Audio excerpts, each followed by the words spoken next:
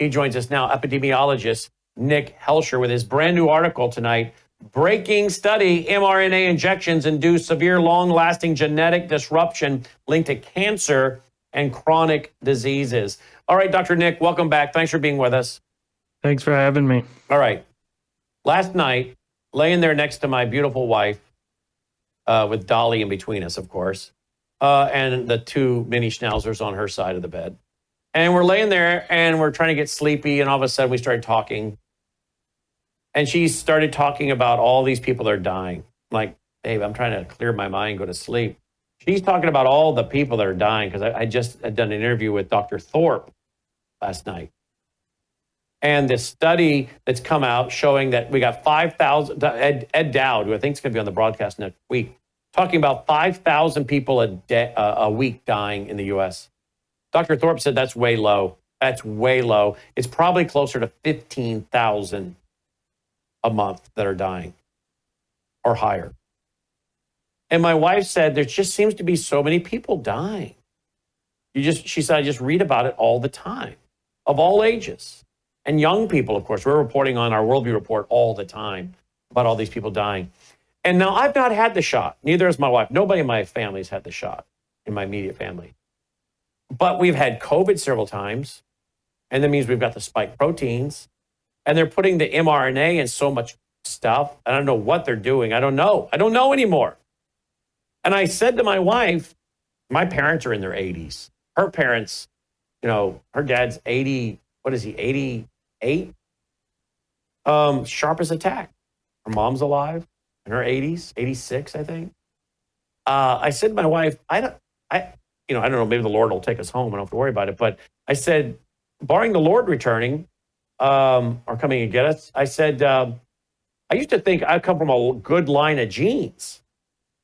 My great aunt lived to be like 101. My grandmother, I should say, lived to be in her like 91.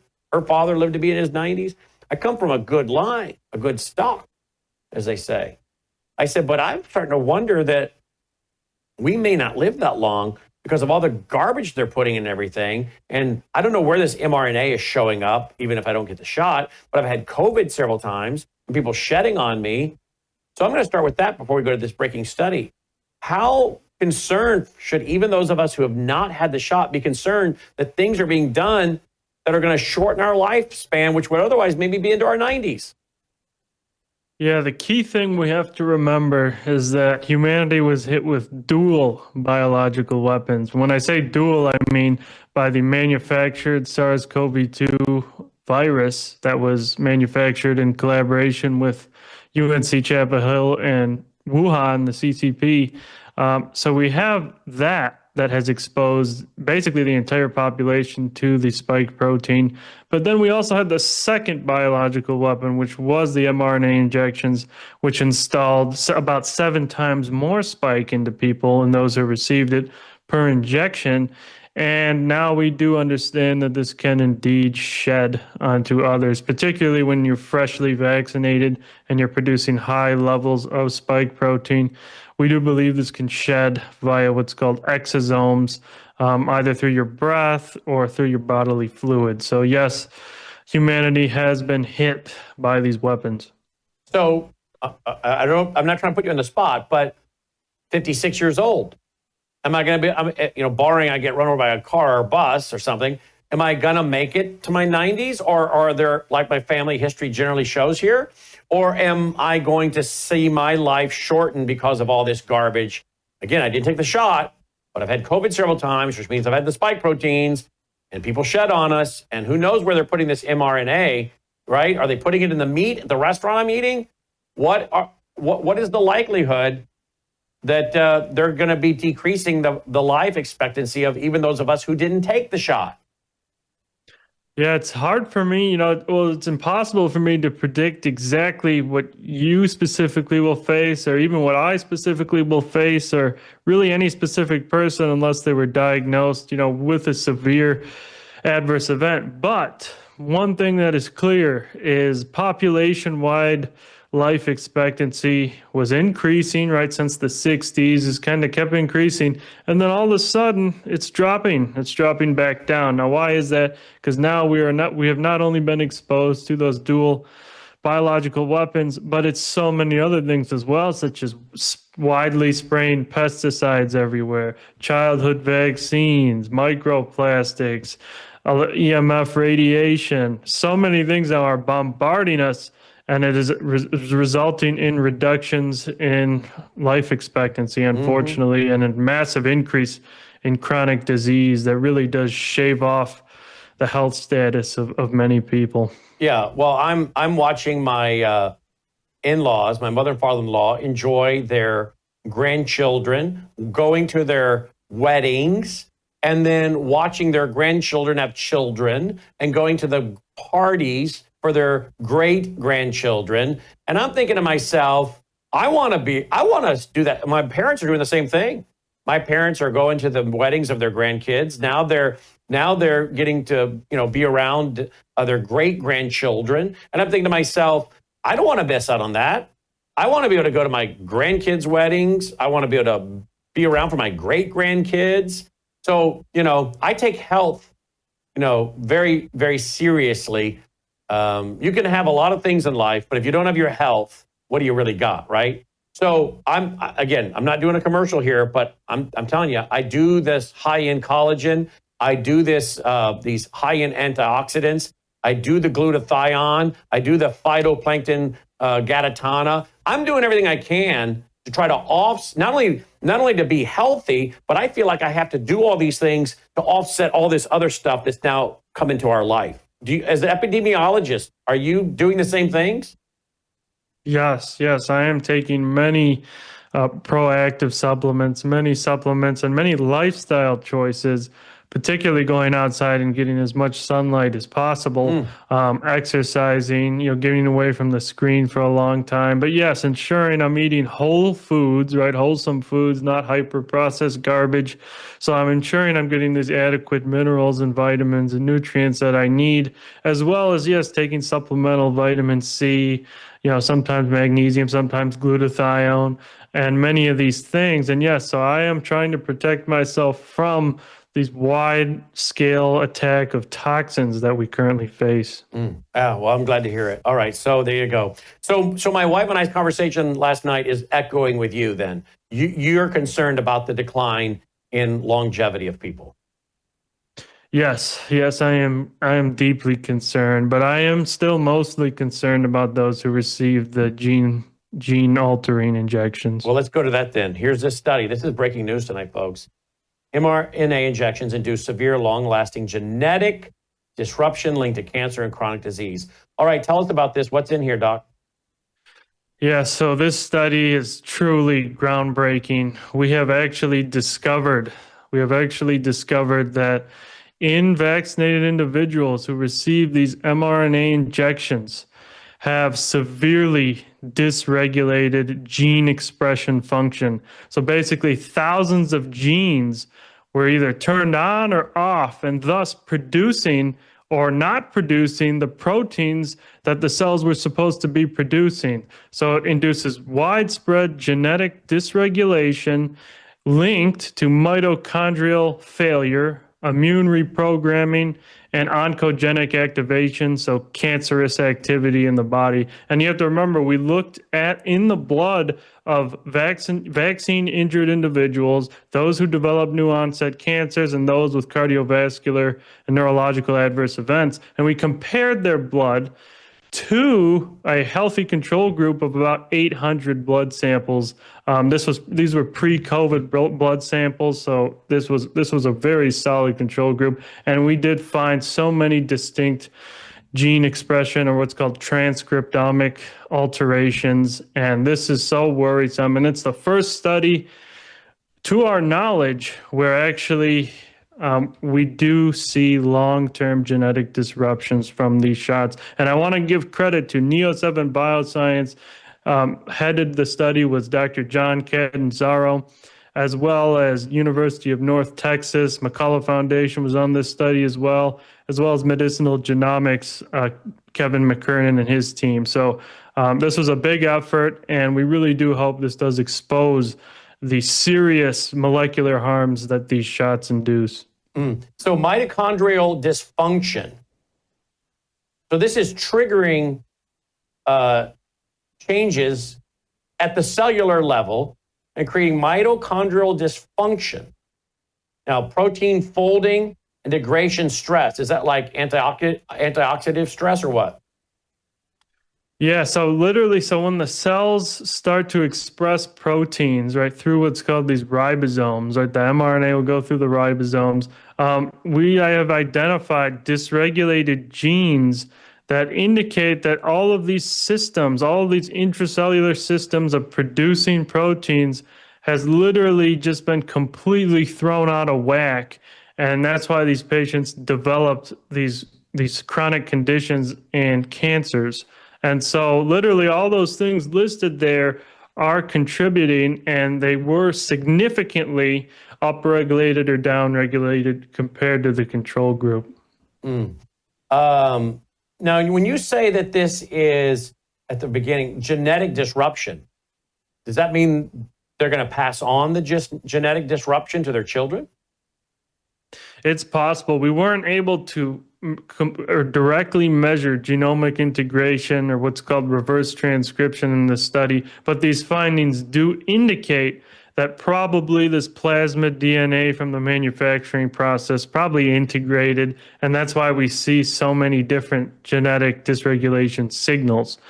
So we do think that it is the case, but specifically in this study, just in layman's terms, so gene expression is different in that gene expression is actually RNA producing proteins, right? So that's what's become dysregulated here. Now the next step is to look into like the nucleus of these cells and look specifically in the genome for installation of Pfizer and Moderna. We haven't done that yet, but we do plan to. Okay. So you had the study and analyzed whole blood RNA profiles, 3 patients with new onset adverse events, neurological, cardiovascular, chronic fatigue, following their mRNA vaccination. 7 patients newly diagnosed with cancer post-mRNA vaccination. Tell me about those. Yes. So they developed cancer or these adverse events within a set period of time. So it was within a year of their last vaccination. They were screened previously. They didn't have any genetic abnormalities. They didn't have any heritable diseases. They weren't at risk of anything before. Then they got the vaccine and they were diagnosed with these new cancers or adverse events. And so it's clear that it was induced by these mRNA injections. And so that's why we looked into their blood to see, well, what was going on? What changed in their molecular profiles? What's going on in the inner workings of their cells? And this is what we found. We did identify this severe genetic dysregulation of these genes turning on and off, thousands of them, just doing stuff that they're not supposed to be doing in specifically those vaccine injured individuals. And it's so worrisome because we have to remember 70% of the population, over 80% of Americans took one of these mRNA shots. So these implications are profound. The military biomedical pharma complex has compromised the genetic integrity of the entire population, and they have to stop this immediately. And what about mRNA in other things? Food. I mean, how long do I have to worry that I'm going to a steakhouse and I'm getting a steak with mRNA in it? I wouldn't worry particularly about steak and mRNA. Now, they have a bunch of plans to be doing this. Now, according to what's going on now at the current moment, there should not be any mRNA in animal products that we're aware of. They are testing mRNA in animals, and they don't label it when they test it. They might just throw it in the food supply. So there is a very remote chance you can consume it, but that's not something I would worry about at the current moment. But they do have plans to spray plants with RNA technologies. John Fleetwood, his Substack, he reported on this. Moderna's they made a different company where they literally are planning to spray crops with synthetic RNA. It's going to change how these plants operate, and then we're going to be consuming it. And yeah, they do have plans for mRNA injections. But one key thing I want to mention, and this is very important, the USDA last year approved self-amplifying mRNA injections for our cats and our dogs for rabies and a few other things. And these are authorized and they're widely available for online purchase. And so veterinarians across the country are currently injecting self-amplifying mRNA into our pets. This can probably shed onto humans, and this has to be stopped. Has it started? Awareness Has that started needs to be yet? raised. Has that started yet? Yes. Yes. If you look up Novavax NXT, it's the platform developed by Merck. You will find it online, and you can even buy it. It's like $400. Okay, so how do I know whether my dog, Dolly, who's a year old now, got that as a puppy? Because I don't give my dog shot, okay? I figured a long time ago, even before COVID, that these shots were probably crucial to the cause of cancer. So I basically said, go pound sand, you morons. Oh, you guys want my dog to have a little tag that says they've got their rabies shots? You know, sorry, not going to happen. You want me to write you a little check, $20 for a ticket or whatever? Not going to happen. I mean, I might write you a check, but I'll write the check before I give the shot to the dog every year. That's the stupidest thing in the world. I'm now hearing from veterinarians that these rabies shots should last probably the lifetime. One shot should last the lifetime for your dog. Same thing with many of these other vaccine shots, by the way. Okay. So my dog got whatever she got before she came to me from the breeder, but she's not getting any more. Do I have to worry that she has the mRNA shot and is shedding on me when she sleeps in the bed with me? Your dog. When was your dog last vaccinated for rabies? When was his first vaccine or his only vaccine? Born May 16th, 2024. 2024. So, I mean, if you can check the vet records to see what rabies shot they gave, it's probably unlikely they gave the self-amplifying one. But you can check and see which brand they gave it.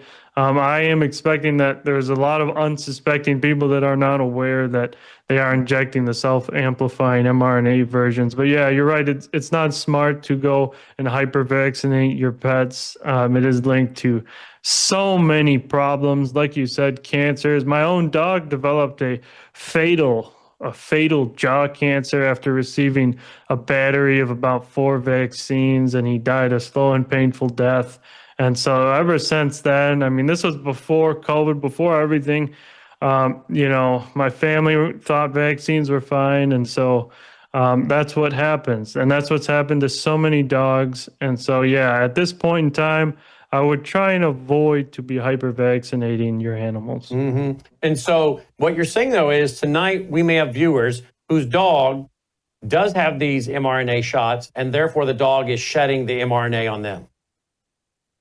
It's possible. If their dogs or cats receive the Novavax NXT self-amplifying RNA particles, it's possible they are either shedding the self-amplifying RNA or the antigen products that the dogs or cats are now producing onto the owners, their bodily fluids. And so none of this was tested, by the way. They just authorized it anyways because they don't care. And so it's completely unknown, really, at this point. What can you do? Well, if that's the case, you find out that your pet did get that, what does the owner do?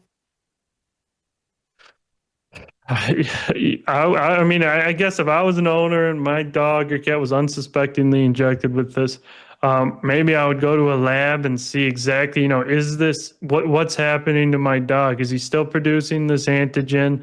Maybe see if it does stop and go away. But it appears if he or she was inoculated with this, there's not much hope that we have at the moment because we really don't know anything about this injection. And again, I'm not trying to promote something per se, but I take a lot of glutathione.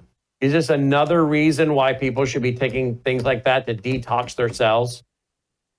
Yes, this is exactly why you want to be taking potent antioxidants, particularly if you suspect you are exposed to a high burden of toxins, because then your body won't be able to handle it. So yes, indeed, taking these products to help protect your body is vital. Now, here's the article I found. Moderna's parent company now spraying RNA into your food. July 24, 2025, John Fleetwood, flagship pioneering the company that founded Moderna, is now genetically programming crops with synthetic RNA sprays designed to persist in plant tissues. This is fact, huh? Yes, this appears to be in the pipeline. They are manufacturing these, they are testing these out. As you can see, collaborations with all sorts of military agencies and regulatory agencies. And so they are trying to move forward with the genetic manipulation of humans, plants, and animals. Drone spray self-spreading COVID-19 vaccine for large area inoculation of humans and diffuse EcoHealth DARPA project. Where was that done? Yeah, this really was quite disturbing. Drone spray self-amplifying COVID vaccines. I mean, it's just so what happens is the military, like you see, DARPA and their contractors, appear to routinely develop and test very dystopian technologies such as this. Like, so spraying vaccines from drones, spraying vaccines or mRNA onto crops. And the next thing, and you'll be shocked by this, is the next thing is actually they have made floss into a vaccine. Dental They have made floss? dental floss into a vaccine. If you type it in on Google, you'll find it. It's ridiculous. So the thing is there's a coating on the floss. So you go and floss, and then this coating gets into your gum tissue and it absorbs. And so that's their next plan, is to kind of introduce vaccines through all these different routes. You can't even escape them. Engineers transform dental floss into needle-free vaccine. New method places inactivated viruses directly into mice's gums. July 22nd, 2025. Yeah, I mean, it's gotten to a point where it's absolutely crazy of what the vaccine ideologues are up to. And they've gotten away with millions and millions of injuries and deaths, and then they just move forward to this and try and brush what has happened previously under the rug. And it's just a joke. It's just a joke. Yeah, I would say it is. Wow. All right, let's have everybody go and take a good look at Substack. We're going to get Nick's Substack up here. Where did Nick's go? I thought I had Nick's up here. Let's go. There it is. Breaking study. mRNA injections induce severe, long-lasting genetic disruption linked to cancer and chronic disease. That's at Focal Points. Thefocalpoints.com. Thefocalpoints.com. And everybody should follow him right there and on X. What's your X handle?